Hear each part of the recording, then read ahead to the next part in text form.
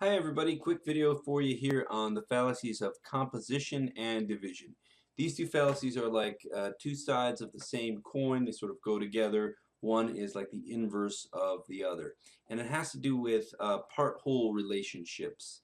So composition is arguing that because each part of something has some feature, that as a whole it has that feature. And it's a fallacy when and only when uh, the feature that you're talking about is not something that you can expect to work like that, to sort of compose, if you will, if I can use that word. So, some features work like that. If I have a pile of potato chips, every potato chip is crunchy. That does mean that the pile itself will be crunchy. But if every potato chip is triangular, that doesn't mean that the pile itself will be triangular, right? It might be some other shape.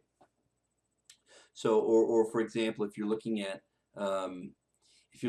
your screen and it's the shape, the images you're seeing are composed of, millions of little dots, and each little dot is round. Of course, that doesn't mean that the shape you're looking at will be round. And then um, division goes in the reverse direction.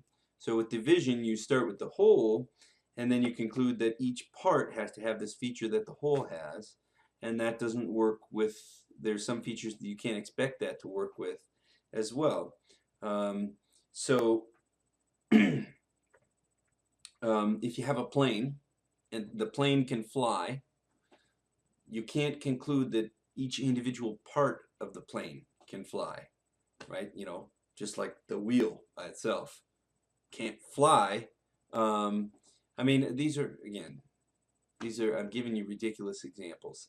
The point is to see how it works, and then you can spot this when it comes to examples that are a little less ridiculous. Um, you know, suppose someone argues that um, when I when I'm at the baseball game, if I stand up, I can see better. So everyone should stand up, so we could all see better. Well, it doesn't mean we'd all see better if we all stood up, right? Um, if you want a realistic sort of argument, that one's still a little silly. But if you want an argument that people actually make, of course, if I give you an argument people actually make, it'll be, um, of course, it'll be sort of up for debate. Some people will say it doesn't commit the fallacy or whatever, but there seems to be an argument out there concerning guns that commits this composition fallacy.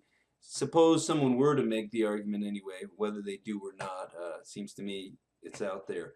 Suppose someone were to make the argument, if if I had a gun, then I'd be safer, right? I could defend myself, and maybe you don't think that's true, but let's say we did, right? Let's say we did, we thought we agreed with that, and also if you had a gun, you'd be safer.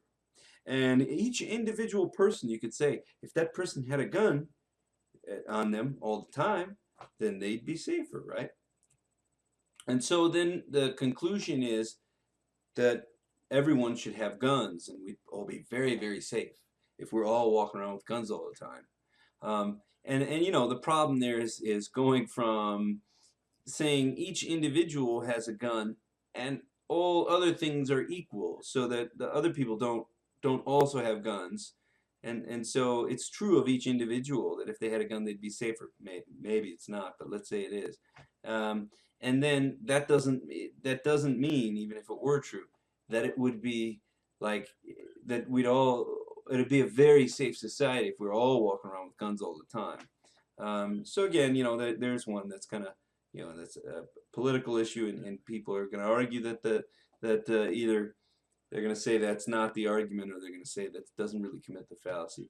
Um, so um, food for thought anyway. So that's the fallacies of composition and division. Real simple fallacies, and they're kind of two sides of the same coin. They're inverses of each other.